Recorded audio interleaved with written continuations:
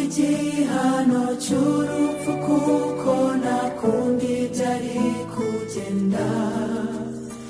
Nyuma haza umugabo usa n'umukene afata igihano kinkwiye. Nshatse kumwitura ntiyamundiraho gambira kwa rubuntu. N'ubuntu gatumye umugome mbabarirwa ibyaha byanjye byose. Ubuntu wampaye agakiza warakoze kumpobera. Ubuntu ni Yesu wigize umuntu kubwanjye.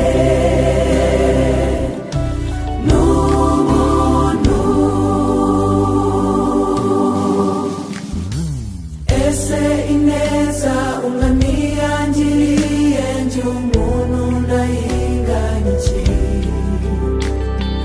Nta kiguzi cyahwana n'ibyo akora birenze ubwenge bwanjye.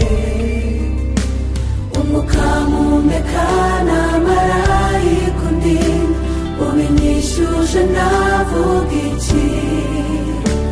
Buno butangaje muzambere indirimbo nzahora ndirimba nti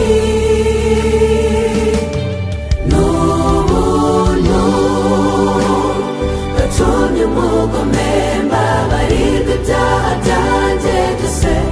Ubuntu wampaye agakiza warakoze kumpobera. Ubuntu ni Yesu wigize umuntu kubwanjye. N'ubuntu gatumye umugome mbabarirwa ibyaha byanjye byose. Ubuntu wampaye agakiza warakoze kumpobera. Ubuntu ni Yesu wigize umuntu kubwanjye. N'ubuntu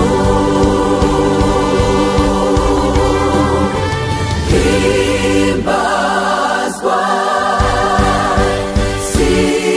singizwa gushyize hejuru ku impano y'ubuntu itangaje.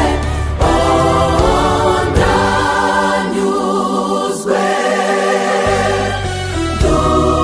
nduzuye n'ukuri Imana yanjye wakoze ibirenze.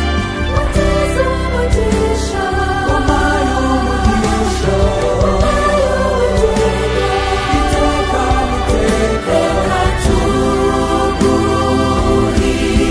tuguhimbaze.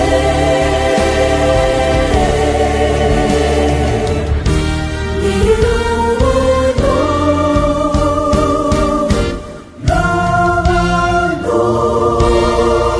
gatumye umugome mbabarirwa ibyaha byanjye byose. Ubuntu wampaye agakiza warakoze kumpobera. Ubuntu ni Yesu wigize umuntu kubwanjye. Gushimwa